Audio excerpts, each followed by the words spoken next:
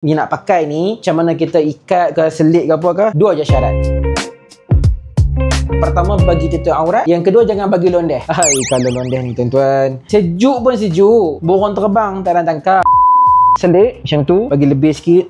Sekali lagi pusing macam tu. Ni ada lebih sikit lah. Ni tarik bagi kuat sikit kat bawah ni. Kat sini, kat sini tolak masuk kuat sikit sampai kemah betul-betul. Kadang-kadang ustaz kan gulung-gulung macam ni, ustaz tanam juga kuat celah ni.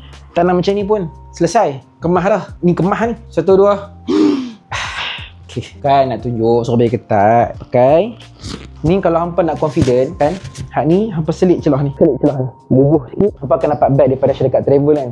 So bila tindih macam ni, biasanya barang kita ni macam-macam lah. Ada gelang emas, ada kosong batu lah, ada periuk belanga lah, ada ni. Jadi berat, cukup untuk menahan benda ni daripada londeh. Jadi dia akan kemah pakai yang macam ni. Ni kita guna untuk itibak, paling tidak 3 pusingan yang pertama. Jadi mudah saja pakai kain ihram.